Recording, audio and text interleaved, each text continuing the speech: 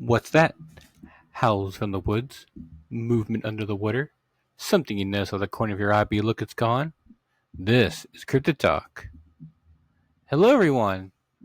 What's this? Another episode out today on Friday? What? What is going on here? Well, like in my post, and then in the previous episode that you possibly should have listened to before this, I unfortunately wasn't able to do an episode last week because I dropped a crate on my hand at work, and long story short, the episode could not come out last week. So I've always told myself that if I ever needed to, or ever ran into a situation where I couldn't release an episode on the day I was hoping for, to do, if possible, 2 episodes the following Friday. So you can yes, you may applaud me, like, oh, our gracious leader, thank you so much for praising us with 2 episodes. Thank you. Oh, you're too kind, everyone.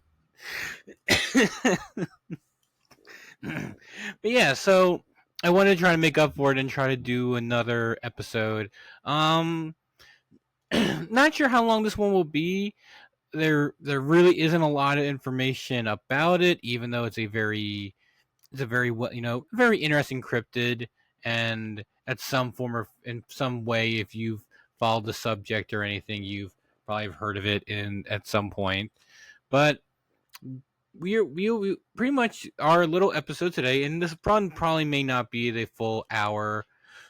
If anything, I'll try to get to like 45 minutes at least and stuff like that. But sorry for if you listened to the last one, my cough really wasn't that much of a situation. But now all of a sudden my cough's like, hey, remember me? Like I'm gonna punch in your lungs and tickle your lungs, like tickle, tickle, tickle, kind of thing. So, but today we will be talking about the Van Meter Visitor. So, and this one is another one. It's another very interesting cryptid that, God, dang it, that is so interesting, and I wish there was so much more information about it, but there really isn't. A lot of the most interesting, bizarre cryptids don't have a lot of information on it, because this isn't the only one where there are stories of it for like maybe like a week or a few days, 2 weeks max, maybe, to where some of them are literally just a few days. And then that's it. There are, and for most cases, there are no other there are no other like sightings or reports or really anything, and then it's just like you have the experience, and then all of a sudden, poof, it's just like they're just gone, or they just go away somewhere. It's always unfortunate because there's a lot of really good ones, like the Van Meter Visitor, that there's just not a lot about it, even when the time when it did happen. So, for anyone who doesn't know, the Van Meter Visitor was a cryptid that popped up in October 1st, 1903, which, as of recording this, 2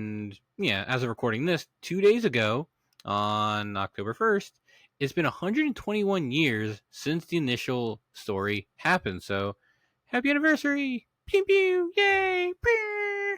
Imagine that was a little air horn going, pew, little kind of thing. So 121 years. Pretty crazy that this happened so long ago. I can only imagine, living in 1903 and dealing with this. People are probably like people losing their mind of like, I was gonna do this, Godzilla, kind of joke, kind of thing, but that really wouldn't work in this circumstance. But just that would be even crazy today, seeing something like this. I can't even imagine seeing it over 100 years ago. So the Van Meter Visitor was a very interesting creature. I read something. Okay, yeah, I did. It's a very interesting cryptid that some descriptions said it was like a hybrid between like a bat and like a person, but not like Batman in a way, but kind of like man bat from the same series and everything else like that. But I didn't. I've seen pictures of it, and I don't really see the resemblance. But again, if people are, I think I wanted to look that up. See if if you're seeing something for the first time, you have no real what is the word I'm looking for? Reference. You wouldn't really have anything to go off of what this could be or look like or anything else like that. I can look it up later. And so you have just like this big winged creature, 9 feet tall, probably with an 18-20 foot wingspan of a creature. And it pretty much looked like it had like the very kind of look sense of like if it was like a pterodactyl or like a trying to think of there's another creature I have in my mind on what this thing looks like, but I guess you could pretty much just say just like some of the pictures kind of seem like a more like I can't even really say, just more like pterodactyl looking in a way. But the interesting thing that people described about this thing, the one very identifiable feature that everyone who saw it agreed upon was that it was able to it had like some sort of like horn or something on like its forehead in some way where it would then shoot like a beam of light out of it towards people.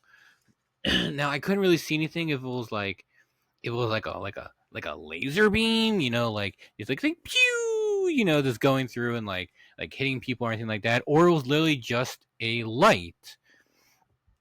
There really is not, like, from what I've been able to search and everything like that. There's a few new little things here and there, but there really is not a lot of information about this thing, and and just any more specifics and stuff like that. Oh, goodness, the cough. You're doing so good, cough, and all of a sudden you're like, hey, look, remember me? Cool! Nice little punch in the lungs. And so, it had this terrifying like creature that terrorized the people for at least only 4 days. And also, this also happened in Van Meter, Iowa. I know, again, when it comes to cryptids and the people naming things, the names are really not that clever. Bigfoot, it's got Bigfoot on the ground. The Loch Ness Monster happened in Loch Ness. At least it's got Nessie, so I'm going to give it that at least a little bit. But then still Loch Ness, Nessie, kind of thing. And most places are really just named the lake where it happened, Monster. Or the ridge of the road where someone saw some creepy stuff, Monster. That's what I mean, I guess what else would you really come up with some of these names of what some names these creatures is going by? Like, I saw this weird Dogman thing. I think I saw it on Pineapple Road. All right, it is now known as the Pineapple Road Monster kind of thing. So, so there we go with that. But yeah, so that's where it happened. And in the 4 days that it was there, many people did see the creature. Some reports saying that some people even might have saw like a smaller one with it, maybe flying along with it. The reports of it that are at least recorded or written down are few and far between, and there's only like 2 reportings of the creature that seem to be that there was another one. We'll get to the other one in a little bit, but most of the time the sightings within this 4-day period were literally just one creature and really nothing else. That seems to be the most, when I'm looking through a lot of this, not a lot of people mention like the smaller ones flying along with it. Only the individual one and the possible second one that was mentioned at like before the creature was never seen again in the initial 4 days. But we'll get to that. So, and apparently this thing was, was pretty aggressive to people. It would like attack them, swoop around. Again, we're in 1903, and people were probably terrified of seeing something like this. And actually, hold on, where was I going with this?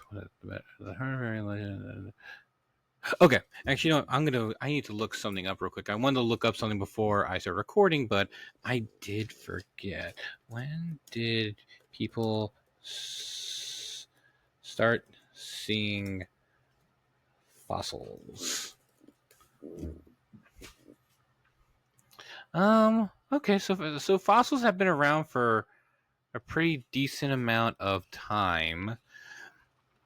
I guess probably when Charles Darwin did all of his little fun little adventure of new species and fossils and dinosaur bones and everything else like that. So the study of fossils paleontology became established around 1800. So all right, so fossils and everything like that have been around for a good amount of time, and probably they probably would have been like in museums by now. And so let's see. George anatomy that proves the fossils of living animals. Okay. The collector identified from the pterosaurs. Huh. Okay. Interesting. We will actually. Okay, that's a very interesting point. So I can't really remember if Okay, rewind. Okay. Focus. Stay back. Get back on track.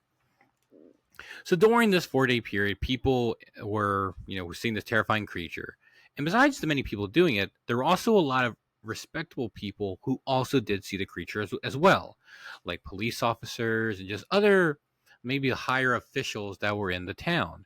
Now, that helps the story a lot because for many people, for many cryptids, a lot of people say like, "Oh, I saw a Bigfoot," and they're just some schmo that just was walking down the street and all of a sudden saw a Bigfoot in front of them. They're like, "Whoa!" And he goes and tells people, they're like, "Oh, nah, who cares about you?"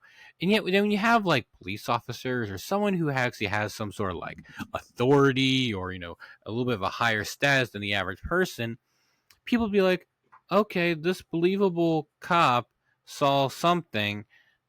All right, adds a little bit more credibility behind it." And yet, though, we still run the situations like involving Bigfoot. Some people who are involved in like some sort of like higher up position, they have like a great amount of credibility, and yet they're fearful of telling people that they saw a Bigfoot, in the sadness that it will ruin their credibility and possibly even ruin their business or their livelihood, which is unfortunate. I really don't think that should ever become a thing. But minus that though, but the fact that all these people were seeing it, and not just like maybe that's why maybe some respectable people came out and said that they saw it, because there were so many people seeing it that there would be no one that would think any less of them saying so. So if you have like, I'm just gonna make up a random number for an example for a second. Let's say in a town of 2,000 people, that let's say maybe like five, maybe 5 to 600 people saw it, and where maybe like 50 of those were like for some respectable people in the community, and adding a lot more credibility behind it instead of getting just some random schmuck who just happened to saw it, and it's like, that's drunk Stan. He said he saw a chupamunga or something like that eating a goat next door or something like that. but but I think that definitely makes the story a lot more interesting of having all this credibility behind it, even though there's so much little information. But again, it has only happened in a span of 4 days. I mean, hey, in cases of like the Dover Demon, for example, I think there's only like one or two sightings in the span of like maybe a day or two. So there's even less of that. And then of course, even though it was so short, you still have like the Flatwoods Monster, which I think that was a short amount of days, but a lot of people saw that. So even in the span of 4 days, having this many people seeing it just makes you more like, huh, okay, maybe people really did see something, but what did they see? Well, that's where that's what the mystery is about it. If trying to figure out what did people see that day in 1903 in October, we don't know. and so the now allows then of course, and then people start figuring out what is it. Well, obviously around this time, fossils were obviously were thing and everything like that. So people probably would have seen like what like a pterodactyl looks like, and stuff like that. Now, the only interesting thing when I was looking that up actually it said the 19th century, a British collector was correctly identified the fossils of three different types of dinosaurs. One of them being pterosaurs, so like pterodactyls and stuff like that. So there is a slight chance that the fossils may have not been fully identified until after this fact. Because when I looked at some of the descriptions of people talking about the creature, I don't remember people ever really saying that it looked like a pterosaur, which may not have even been a known thing yet to most normal people until they got a fully identified in the 19th century. Now, again, that could have happened anywhere from 1900 to 1999. Obviously, way before 1999 because I remember seeing fossils when I was a kid.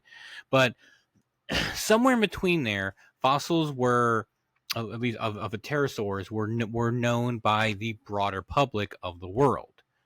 So there is a chance that people may not have known what even a pterosaur or a pterodactyl even was when this account of the Van Meter visitor incidents happened. Because again, when I was looking at some of the descriptions, none of these people ever said a pterosaur.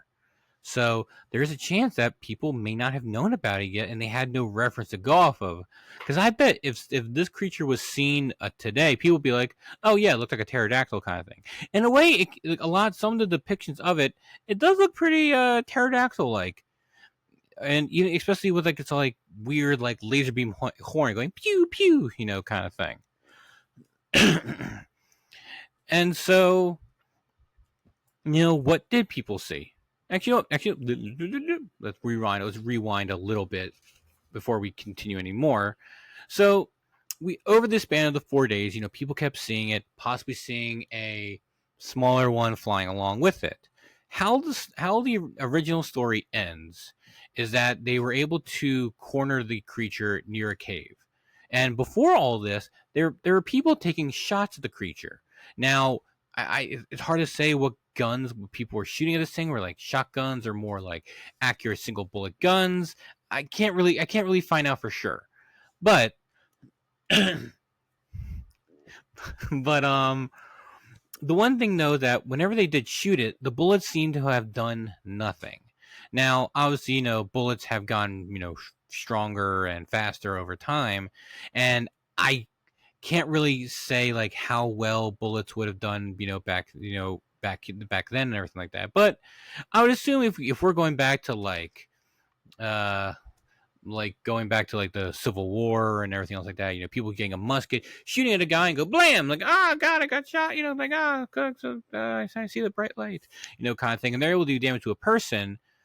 Maybe bullets probably would have been able to do something to this thing, but who knows? Maybe it had a tougher skin, and maybe gun technology at the time maybe couldn't pierce it. It's hard to say. I'm just shooting blanks right now, just trying to get an idea of what could have been going on with this and everything like that. So people would shoot at it, it would do nothing, and that's even if they really did hit it.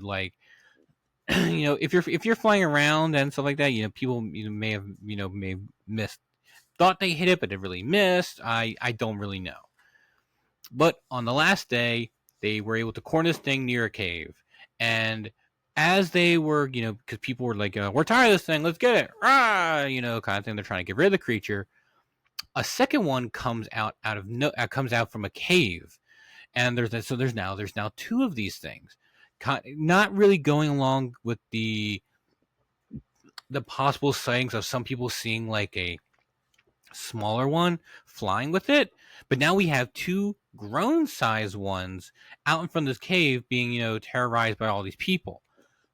And then as these creatures are being kind of cornered in a way, they then fly back into the cave that they came from, which was actually a coal mine. There were some people who took some shots at it, and even during the whole commotion, there might have been a collapse, and the cave entrance collapsed, and that was it. And there was no more. The creature was never seen again. All we had was those 4 days, and that was it. And then so it's so did those creatures really truly did die down there, or were they able to find another way to get out of the cave? Who knows? There's no we probably will never really know. I don't know if there were ever maybe any chance of excavation of trying to move the rubble to get back into the cave to try to see if there were any sort of remains, if anything. But who knows? I mean, one, maybe they couldn't find the cave entrance after all these years. If people ever thought about trying that, or it also may have been too dangerous because once you have one sort of collapse, that stipulates. Oh my gosh, goodness gracious! Uh, destabilizes the other parts of the cave and everything else like that. So maybe it was just too dangerous, and people probably had probably not even worth it trying to find. Because who knows, the coal mines were pretty deep in a lot of places, and so I feel like some coal mines were like half a mile, maybe a mile deep, or just so they were. Who knows, if it was even there, and who knows if they even found another way out, and just another mystery that we may never really know about. And what really happened to the creatures, what were they, and stuff like that. all these little coughs. But I found out unfortunately there's not much information about it, but apparently sometime in the 2010s, apparently there were stories around the area of some people possibly seeing the creature again. And I tried looking. I mean, I bet there's probably better people who have better resources and are able to look into this stuff better than I possibly can, look for things properly. But just generically, just looking at Van Meter visitor like reports or sightings, most of the things I find are just of the initial incident. But yet I did find something that did say that there were some sightings, apparently, of the creature in the 2010s, but that's it. No, like who saw it, where it was, what they saw specifically, and any other more information that would have been beneficial. And I got bumkus at the moment. And yet, though, because the anniversary of it just happened, they've been having this for a while, but there is a festival in Van Meter about the creature itself. They got a whole festival around this. So I'm like, all right, that's pretty cool. But I also saw that apparently there's like this person came out with like a book. Now I don't know if it was like a fictional book of all right, let's create a little story of what would happen the Van Meter visitor and actually like terrorize, actually attacking people and stuff like that, or there's a lot more information in the book. Excuse me, that I just couldn't possibly find. So you can definitely be sure I'm adding that to my Christmas list because I am very curious about that book and see if there's actually is more information. Because out of all cryptids that there are like a little bit of stories of, but there's not a lot about it. The Van Meter visitor is probably one of my favorites, just because of how it looked. It's so different. It's so unique. It's in North America. Something like this, I feel like I would see in some like tropical jungle somewhere in some remote part of the world, and yet we have something kind of crazy and cool like this in Iowa, of all places. So who really knows with that? And so what? Okay, actually, before we even get to that far, apparently around the time of the sightings when they did happen, supposedly there was a cast made of a track that was found. It had like 3 toes and stuff like that. And lo and behold, I still could not find any information about the track, how big it was. I can't seem to find any pictures about it, if there even any pictures were even taken of it. So it's hard to say, did someone actually make a cast, or was that information, just not correct? I don't know, but it's very interesting, especially because someone found a track, and especially like flying cryptids and flying animals in general, it's kind of hard to find casts of them, of any like flying aviary bird or anything like that. So it makes you wonder, what, if it really is true, and all other stuff. But very cool nonetheless.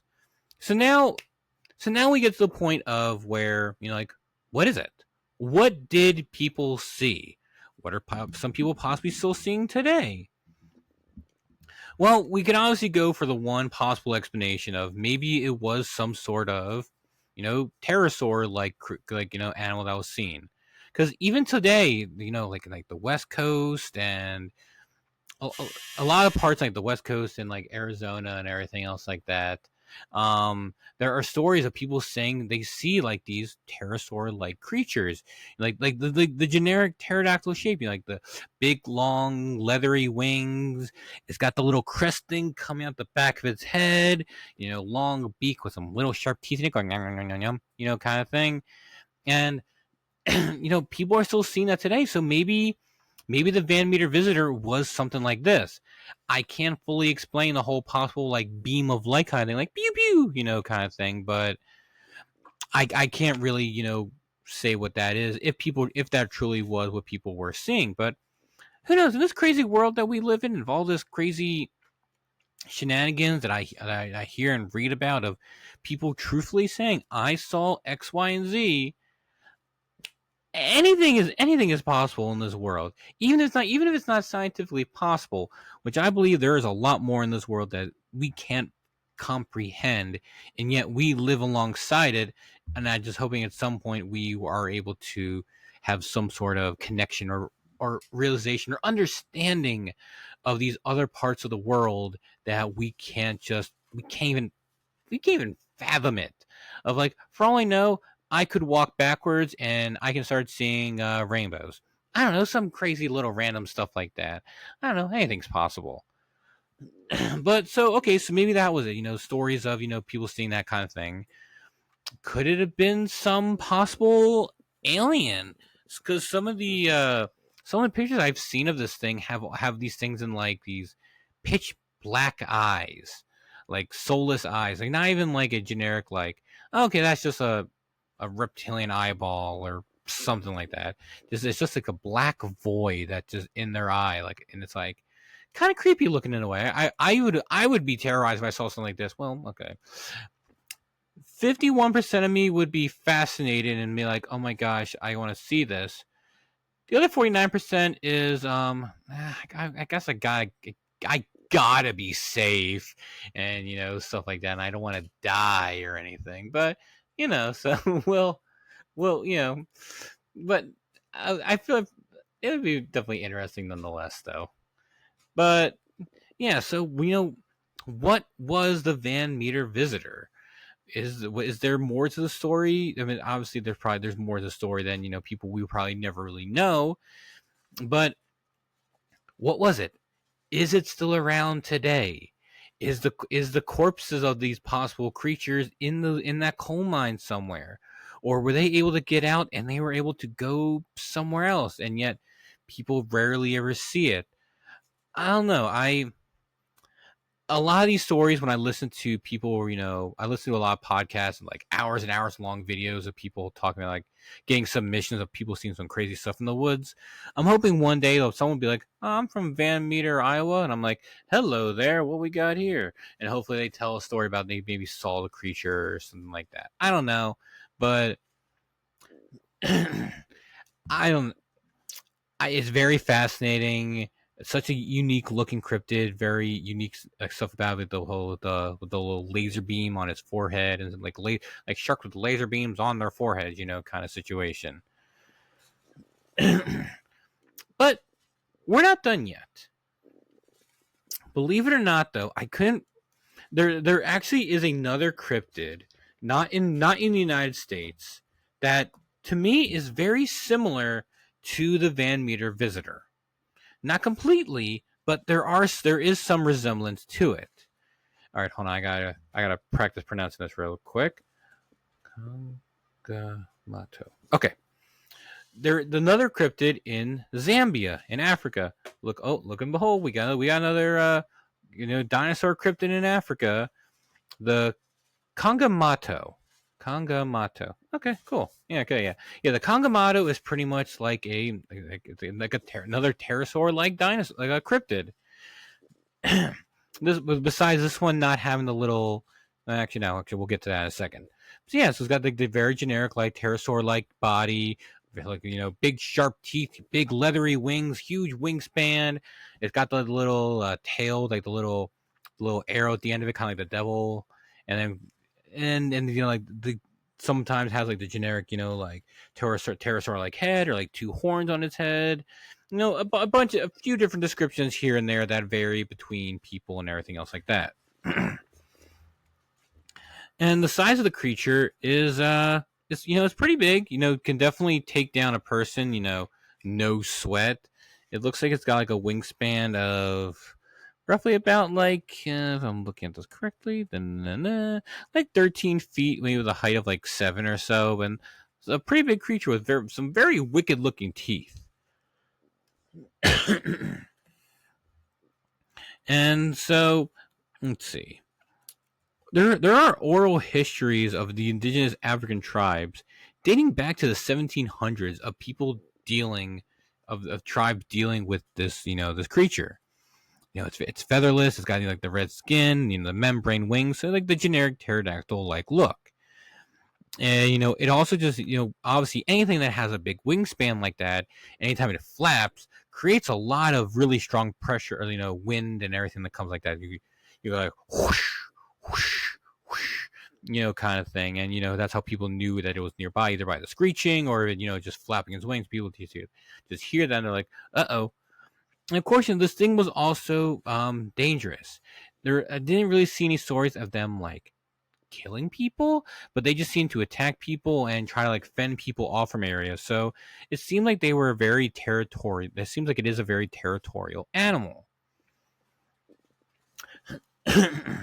So why am I bringing this one up now? It just seems like another very typical pterodactyl like cryptid in a more remote part of the world. Well, I believe it is this one, but I haven't been able to confirm anything of me like doing some research for it and trying to like reconfirm this. But I swear, when I initially heard of this cryptid on a TV show and they were looking for it and everything like that, that one of the most unique features about it is that it could produce its own light. And said, but not like it came from like a source, like it shot out like a little crystal, like a little horn on its head or anything else like that. It's like this thing can actually produce its own light, its own bioluminescence within its body. So I could just be, sitting out here, I could be, looking out in the jungle, and all of a sudden see like this looks like a ball of light. Now, mostly people were describing it, didn't seem like it was describing it as like a UFO kind of ball of light. But like its movements seemed like it was more like more physical, or not physical, but more just like a flesh and blood creature. Flying with wings, going whoosh, flying through the air and everything else like that. And it always seemed like a lot of the descriptions of people seeing it, it's like it came from like its chest. So it's not like the whole body glow, but it produces its own light to help it maybe, I guess, travel through the jungle in some way. But I would think a creature like that would maybe have like nighttime vision over evolution wise, but maybe this was its evolution of, ooh, man, I am a smart little cookie. So let's dial it back a little bit to when I talked about the Loch Ness Monster and how I talked about how, some people made a lot of arguments of like, well, okay, well, if Nessie really was a plesiosaurs were not fully, fish. They were mammals, and they did have to come up from air from time to time. I'm like, okay, that's fair. That's probably true. But let's say though that it had to evolve into colder weather, where in the waters of Loch Ness are very, very cold. And so what if it had not had to evolve to where it would have to learn to be able to hold its breath longer, sustain its body heat, and then be able to breathe in and be able to hold its breath for a lot longer than it would be able to in warm water.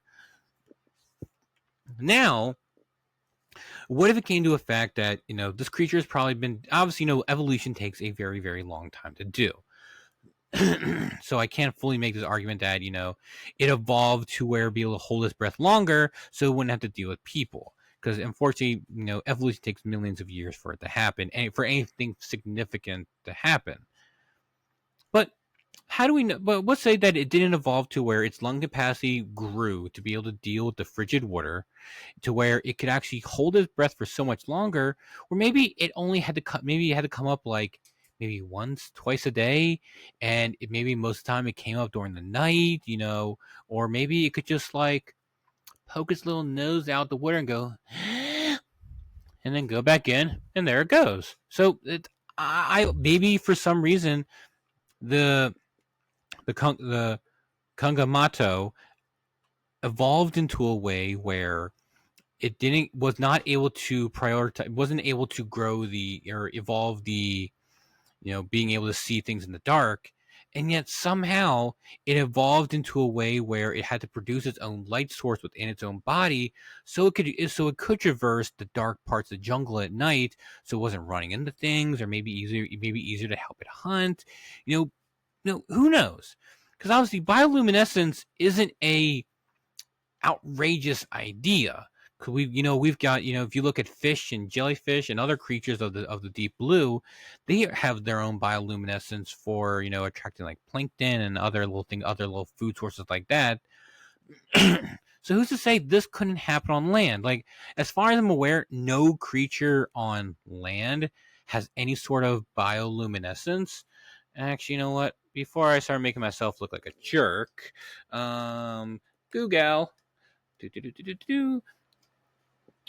Does any land animal have bioluminescence? And survey says, ooh, okay, hold on. Okay, all right, fine. Hold on. All right, I will give the world this.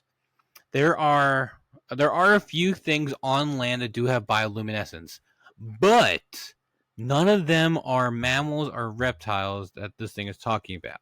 So obviously we got fireflies, an obvious one. Everyone knows about fireflies, lightning bugs, depending where you're from, glowworms,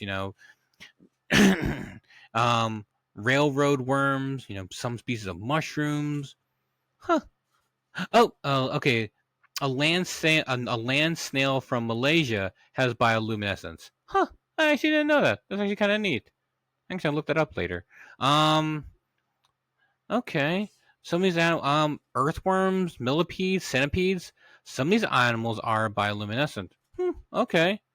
And wait, nematodes are actually a real thing? I thought that was just a thing that was in Doug. Hold on. Going back to Google. Uh, Nematode. Huh. Ew. Some little worm, little ugly thing. Ugh, never mind. I forget I ever saw that one. But yeah, so a lot of things that seem to do this are some sort of like insect, or I don't know. Would you consider snails an insect? Maybe. But more or less stuff like that. So there's no like bigger creature, mammal, reptile, anything like that has its own bioluminescence on land. But who's to say that in some evolutionary cases, like the Kangamato, it wasn't able to evolve. It wasn't able to evolve with that to be able to survive in this dark area, because it didn't evolve to have the whole being able to see, not to see things in the dark. Who knows? And you know, and the another interesting thing when it comes to this is that and then it's kind of like if we go back to Mokele and Bembe again. Africa's got some really cool cryptids, and a lot of them always seem to be dinosaurs. But yay, dinosaur cryptids! Don't worry, those are coming. And so when investigators would go to these areas where the Kangamata was seen, they would go through pictures of showing them known animals, like la la la la, like here's a bird, pterodactyl. People are like, oh wait, stop. Like they would point and stop at that. Kind of like the same thing with Mokele and Bembe when they're going through all these known animals, and they got to a sauropod-like dinosaur. They said Mokele and Bembe. Like specifically pointing it out and being like also terrified, like that's the creature. Same idea with this. They would show pictures of all these different animals, and then when they show a pterodactyl, they'd be like, "That's it. That's what we've been seeing. That's the thing that's been terrorizing us in along the rivers." And obviously, like if you ever think like a lot of like birds of prey, fish are a pretty big source of of food for them. So it wouldn't be surprising if they were more defensive around rivers, where their probably their main food source would be. Let's see. Is there anything else about this thing in here that would be interesting?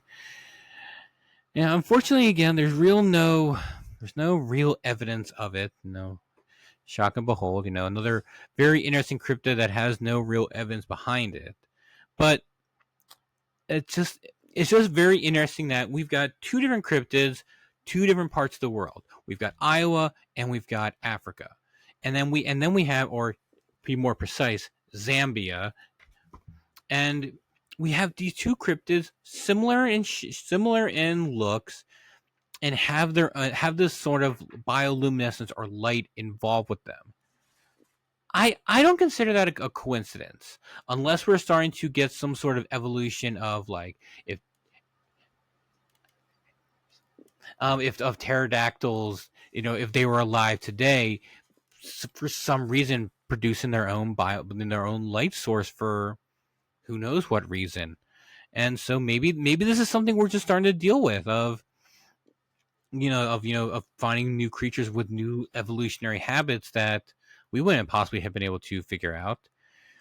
Especially, like in Africa and stuff like that, there are some really remote parts of jungles that people can't even get to, no one's even got to, or just so impossible to get to that there I probably wouldn't be surprised if there were things living there. Africa for sure, because Africa is, has it's parts of Africa, right, especially around the Congo, are unfortunately dangerous. Like civil war and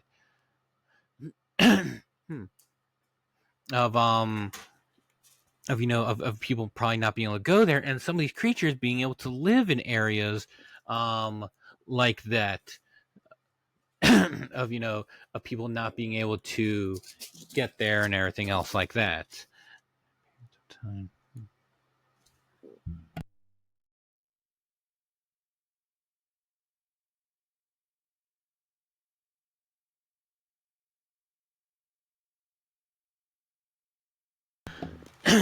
Sorry, actually hit the mute button for a second, but pretty much so.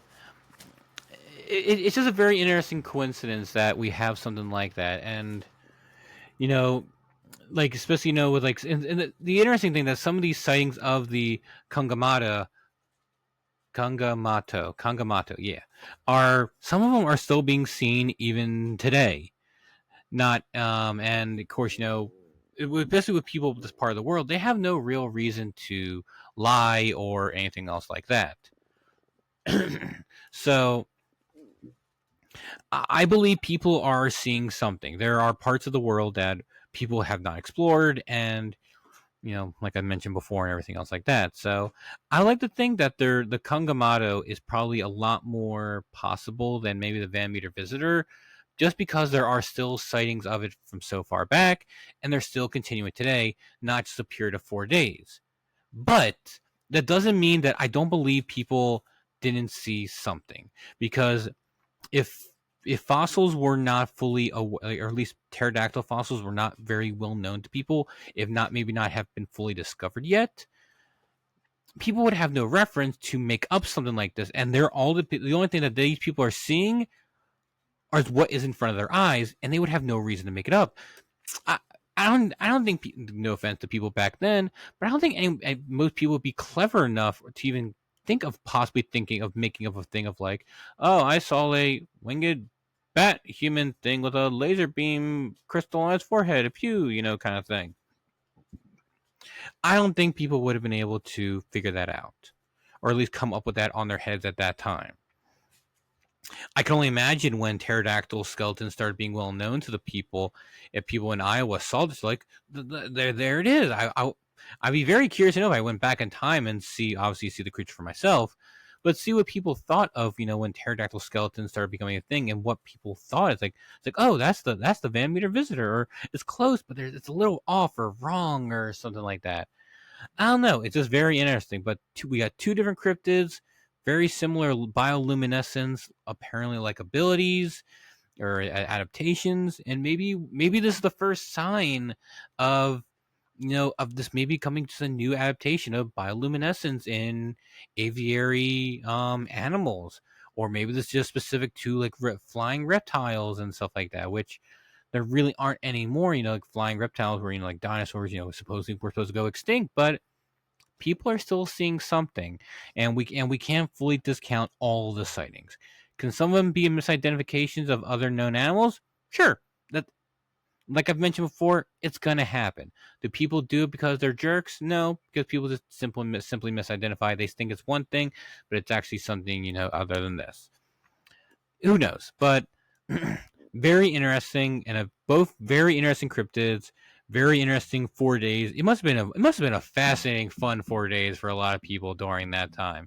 Some people were probably terrified as all hell and probably didn't want to leave their houses. But me, I've been like, I'd probably be sitting on top of my roof, with a bag of popcorn and a drink, and just being like, "Where is it? Where is it?" And the next thing you know, you see me being carried off, and that's the last time you see me. That would probably be me out of everyone there. It's like, oh god, there's Mike on this roof again. Oh, there goes Mike. He got carried away. Bye, Mike. Bye, Joe. And that would be me just flying off as the thing takes me. And I think that's it. I think that's really all I got for this. Actually, we're about like 46 minutes right now. That's actually pretty good. Because when I was starting to think about this, like, oh man, I don't think there's really enough here for me to do a whole episode just about this. And then when I remember about the Kangamata and some of the Kangamato, some of like the similarities behind it, I had to bring it up. And because like it, I believe it's not a coincidence that that there are two separate cryptids with a very similar thing. And is it a coincidence, or is it something else? Who knows? Or for all we know, maybe pterodactyls always had this ability of bioluminescence, and some have just survived to this day where people are now seeing it for the first time. I mean, how would you know if something from the ancient past had bioluminescence unless you're able to see it with your own eyes? I feel like fossils can really only tell us so much about something, and maybe, I don't know, maybe there's some things about dinosaurs and other things like that we probably will never know, because we can probably only learn so much from fossils. Sure, we may be able to learn a lot, but I feel like we've only scratched the surface of what dinosaurs were probably truly capable of back then. And maybe this bioluminescence thing in them is nothing new, and for some reason aviary birds of today maybe just lost it because they didn't need it. And maybe they evolved to have to be able to see in the dark and everything else like that. It's like, I don't need a glowing light. I got my big old eyes. Hoot hoot. And looking for mice. Scratch. Well, bye little mousey. You're dead. And yeah, I think that'll be it. This was definitely a fun one. We start off with a pretty interesting cryptid and probably one less known by other people, but I hope you all enjoyed. This was definitely. I hope you enjoyed the double episodes for Friday. So hopefully you have a long day or a long drive this weekend, and you're like, "Oh, we got 2 episodes. Hell yeah, let's get through those." So obviously, of course, if this is your first time here, welcome. My name's Michael Madden. As the host of the show and everything like that. Make sure you like, share, comment, subscribe. All the normal YouTube stuff and everything else like that. And of course, if you also want to get notifications from the YouTube channel, make sure you tickle that bell icon, teehee, and so you get all notifications of when videos post or if I make anything about little announcements about my hand. But of course, also follow the Facebook page, facebook.com/cryptidtalk, where I post again a bunch of updates, links to things I find, and stuff like that. And the last one where it talked about dragons was the result of a poll that I put up. The Vanometer Visitor was also another one on there, and I was looking when I was making my suggestions for that. I'm like, I actually got some really strong contenders this time. So let's do the Vanometer Visitor. That one's always fun, and I wanted to do it. And of course, if you or someone else has seen anything in the woods or in nature or anything like that, water or anything, email me, cryptidtalk91@aol.com. Haven't got anything yet, because I'm probably people who have listened. Not everyone has seen something, but if you have seen something and this is your first time listening, or someone pointed you this way, You know, don't I wouldn't if you email me and you're scared I might discriminate or make fun of you or something like that. Don't. I've heard a lot of stories of a lot of people seeing some really crazy stuff that's not even possible, and anything is possible in this world. And so, if you truly have seen something, it could have been a terrifying, it could have been a terrifying experience for you, or maybe you were just driving and saw something run in front of your car, and then that was it. Long, short, I don't care. Send it my way. I would love to hear it. And if you need help, like any like, I saw this, like what was it kind of thing, or any sort of like just anything, I want to help. I want to help. I want to be. Bring your voice to me, and I would love to hear it. And I'm hoping that if we get enough, that I can start doing maybe special episodes of people of reading people's stories and everything else like that. And I think that'd be really cool. So yeah, so if you got anything or anything like that, email me, and let's chat. Let's have a nice fun little chat. And I think that's gonna be it for today.